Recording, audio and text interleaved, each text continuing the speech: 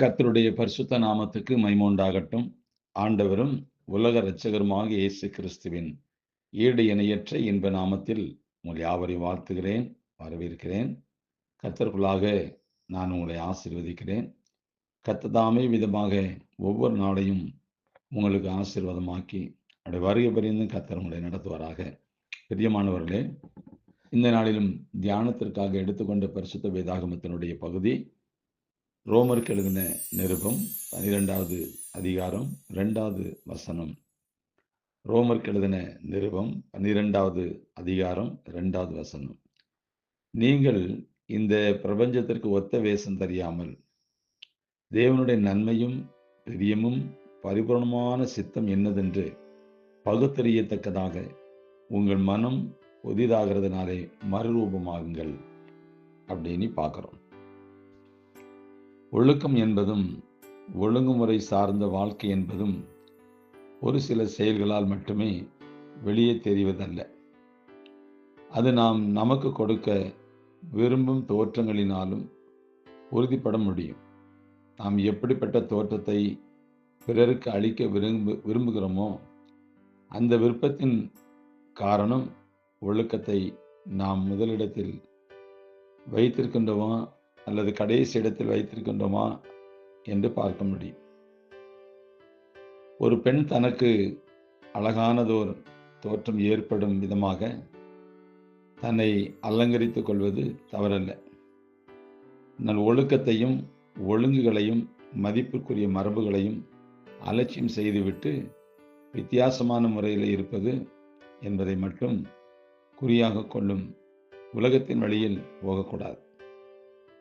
நமக்கு ஒரு ஒழுங்கு இருக்குது, ஒழுக்கம் இருக்குது, மரபு இருக்குது, கலாச்சாரங்கள் இருக்குது.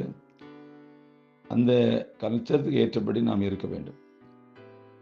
அநேகர் இப்படி இருப்பதை தான் விரும்புகிறார்கள். அந்த தோற்றத்தின் தன்மையை பற்றி கவலைப்படாமல்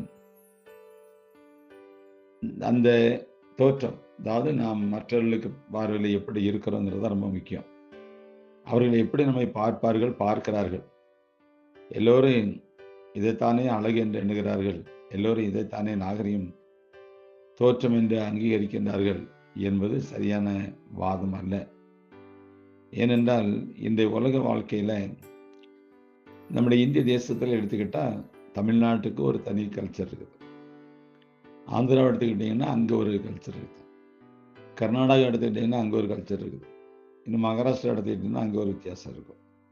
இப்படி நீங்கள் வடக்க போக போக ஒடிசாவை எடுத்துக்கிடுங்க, குஜராத்தை எடுத்துக்கிடுங்க, இப்படியாக நீங்கள் வடக்க போக போக ஒவ்வொருடைய கல்ச்சரும் வித்தியாசமாக இருக்கும்.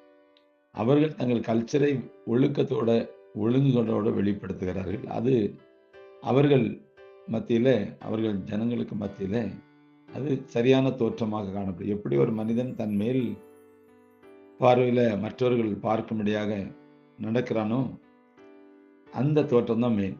அது அவனுடைய இருதயத்தில் இருக்கிற காரியத்தை வெளிப்படுத்தும். சில பேர்கள் இன்றைய நாகரிகம்னு சொல்ல முடியாது, அநாகரிகமான காலத்தில் ஆடைகள் பார்த்தீங்கன்னா வித்தியாசமாக இருக்கும். என்னுடைய உடம்பை பாதி வெளியே காண்பிக்கிற மாதிரி இருக்கும். முகத்தை பார்த்தா அலங்கோலமாக இருக்கும். லிப்ஸ்டிக் அடிச்சுக்கிட்டு, ஐஃப்ரை போட்டுக்கிட்டு, ஹேரை கட் பண்ணிக்கிட்டு, இன்னைக்கு பலவிதமான சூழ்நிலையில் இன்னைக்கு மக்கள் மாறுறாங்க. ஏன்டா இந்த வெஸ்டர்ன் ஸ்டைல் மாதிரி, அதாவது சொல்லப்போனால் வெளிநாட்டு கலாச்சாரத்தை பின்பற்றுகிற மக்களாக காணப்படுகிறார். அதாவது இன்னும் சொல்லப்போனால் ஒரு வேஷம் தரித்தவர்களாக காணப்படுறாங்க. அப்போ அதில் ஒரு ஒழுங்கு இல்லை, ஒழுக்கம் இல்லை, அதில் வேஷம் தரித்த ஒரு வாழ்க்கையாக இருக்குது. எப்போதுமே பிரியமானவர்களே, வேஷம் கலைஞ்சு போயிடும். அது கொஞ்ச நாளை தான் இருக்கும். ஆனால் உங்களுடைய இயற்கை எப்போதுமே இருக்கும். உங்களுடைய சரீர இயற்கை எப்போதுமே இருக்கும். ஆடைகளும் நம்முடைய கல்ச்சத்துக்கு ஏற்றபடி நாம் போடும்போது எல்லாருடைய பார்வையில் ஒரு கனமுள்ள விசேஷமான ஒரு பாத்திரமாக காணப்படும். இன்னைக்கு ஒழுங்கினமான ஆடைகள், ஒழுக்கமில்லாத செயல்பாடு, பேச்சு, இதெல்லாம் இன்னைக்கு அதிகமாக தேசத்தில் வந்துட்டுது. அதனால் அவர்கள் ஒழுக்கத்தை உயர் பண்பாக மதிக்க அறியாதவர்கள். அவர்கள் இப்படி மட்டுமல்ல, எப்படி வேண்டுமானாலும் இருக்கலாம் என்ற கொள்கை உடையவர்கள். அவர்களை எது சரியான தோற்றம் என்று பார்ப்பதில்லை. அவர்கள் எது பலரால் விரும்பப்படும் என் தோற்றம் என்று மட்டுமே பார்க்கின்றார்கள். மற்றவர்கள் என்னிடத்திலிருந்து விரும்புகிற மற்றவர்கள் பார்க்கணும் அப்படிங்கிற தோற்றம் என்பது நல்ல தோற்றமாக இருப்பது இல்லை. அது வித்தியாசமா இருக்கும். அப்போ இந்த உலக வாழ்க்கையில, ஆவிக்குரிய வாழ்க்கையிலும் இப்படிதான். வெளியில பார்த்தீங்கன்னா பயங்கரமான ஒரு நடிப்பு தன்மைகள் காணப்படும். ஆனா இருதயத்துல வித்தியாசமா இருக்கும்.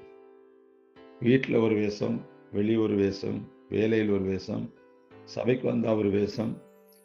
மனிதனுடைய வாழ்க்கை இன்னைக்கு அப்படி ஆயிப்போச்சு. உள்ளான இருதயத்தை பார்க்கிறது நம்முடைய ஆண்டவராக இயேசு கிறிஸ்து.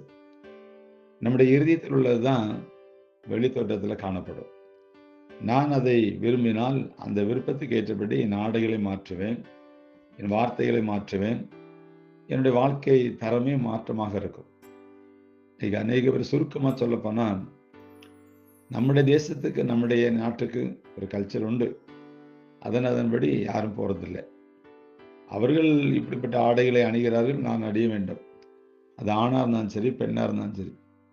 வாலிபர்கள் அதை விட மோசம். சிறு பிள்ளைகளுக்கு பெற்றோர் தான் உடுத்து கெடுக்கிறார்கள். நம்முடைய வருமானத்துக்கு தகுந்தாப்புலையோ குடும்பத்துக்கு ஏற்றபடியோ வாழ்வது இல்லை. ஒரு விவசாயி விவசாயத்துக்கு ஏற்றபடி இல்லை, ஒரு அதிகாரிக்கு ஏற்றபடி இல்லை. இன்னைக்கு ஒரு சபையினுடைய போதகர் எடுத்துடுங்க, போதகருக்குன்னு ஒரு தனி இருக்கு, ஒரு வெறுப்புத்தன்மை, சுய வெறுப்புத்தன்மையோட ஒரு ஆடைகள் இருக்குது. இன்னைக்கு அது இல்லை. கேட்டால் என்ன சொல்றாங்க? கோட்டு சுட்டு போட தப்பா? ராஜாக்களின் பிள்ளைகள் அல்லவா நாம? அப்போ சபைக்கு முன்னாடி தேவாலயத்தில் வருகிற கர்த்தருடைய பிள்ளைகள், ஏழை எளிய மக்கள் நம்மை பார்த்து என்ன சொல்வார்கள்? அப்போ நம்முடைய இருதயத்தினுடைய விருப்பங்களை நிறைவேற்றுவது சரியல்ல. தேவனுடைய சித்தம் இன்னதென்று பகுத்தறிந்து பரிபூர்ணமான அந்த சித்தத்தை கண்டுபிடித்து நமக்கு தகுதியானது என்ன அப்படிங்கிறத பார்த்து ஓடுறது தான் ரொம்ப முக்கியம். எல்லா இடமுமே வேஷமாகி போச்சு, எல்லா இடமும் மாறுவிட மாதிரி, அதைத்தான் சொல்லணும். இப்படிப்பட்ட சிந்தையுடையவர்கள் தான் அந்த எல்லோரும் விரும்புகிற மாதிரி நடப்பாங்க. என்னுடைய இருதயத்தில் எதை நான் விரும்புகிறேனோ அது சரீரத்தில் வெளியரங்கமாக காமிக்கப்படுது. நான் இப்படி தான் இருக்கணும், இதுதான் கர்த்தருக்கு பிரியமானது, இது மற்றவர்கள் பார்வையில் சரியானது அப்படின்னு எனக்கு நானே ஒரு தீர்மானம் பண்ணுறது ஒன்று, கர்த்தரை அனுமதிக்கிறது ஒன்று. அதைத்தான் நாம் செய்யணும். அன்பார்ந்தவர்களே, ஆவிக்குரிய வாழ்க்கையிலும் நடிப்பு தன்மைகள் அதிகமாயிற்று. வேஷம் போடுற ஒரு ஆவிக்குரிய தன்மையாயிற்று. ஒரு கதை ஒன்று உண்டு. அதாவது ஒரு பறவைகளுக்கு ஒரு குடியானவன் நிறைய ஆகாரங்களை போட்டு தினசரி அதை பராமரித்து வந்தான். இதை பார்த்த காக்கா என்ன செய்யுது அப்படின்னு கேட்டாச்சுன்னா, இந்த பறவைகளை போல நான் மாறணும் அப்படின்னு சொல்லி சுண்ணாம்பு சொல்லையில் போய் தன் மேலே சுண்ணாம்பு அள்ளி போட்டுட்டு அந்த கூட்டத்தோட ஆகாரம் ருசிக்க ஆரம்பிச்சிட்டு, திடீர்னு ஒரு நாள் பார்த்தீங்கன்னா இது அந்த குடியானவனும் கவனிக்கலை. ஒரு நாள் பக்கத்தில் எலி செத்து கிடந்த நாற்றை அடிச்சிட்டு, அந்த நாற்றை வந்த உடனே காக்கா மாம்சம் பார்த்தீங்களா, உடனே காக்கான்னு கத்த ஆரம்பிச்சிட்டு. அப்போ தான் குடியானவன் கம்பை எடுத்துட்டு விரட்டுறான் காக்காவை. இப்போ விரட்டினா அது காக்கா கூட்டத்துக்கு போகுது. காக்கா கூட்டமாக அதை ஏற்றுக்கிடலை. காக்கா கூட்டமாக என்ன வெள்ளையாக வந்திருக்கு அப்படின்னு சொல்லி அவளும் சேர்ந்து அதை கொத்துது. அங்கே காக்கா கொத்த, இங்கே குடியானவன் கம்பை எடுக்க. இது அவசியமா இன்னைக்கு? இப்படி தான் இன்னைக்கு கிறிஸ்தவ மார்க்கம் வேஷம் தரித்து ஓடிக்கொண்டிருக்கிற ஒரு பகுதியாக இருக்குது. பிரியமானவர்களே, இயற்கையாக நாம் இருப்போம். செயற்கை வேண்டாம், வேஷம் தரிக்க வேண்டாம். இன்னாரை பார்த்தா இப்படி பேசணும், அவரை பார்த்தா எப்படி பேசணும் அப்படின்லாம் இன்னைக்கு பல வகையில் வார்த்தையிலையும் வேஷம்தான், செய்யலையும் வேஷம்தான், தன் வாழ்க்கையிலையும் வேஷம்தான், வஸ்திரத்திலையும் வேஷம்தான். அதனால் வேஷம் தரிக்காதபடி நம்முடைய இயல்பான தேவன் நமக்கு எதை அனுமதித்திருக்காரோ அப்படியாக நாம் வாழ்ந்து காண்பிப்போம், மற்றவர்கள் சாட்சியாக இருப்போம்.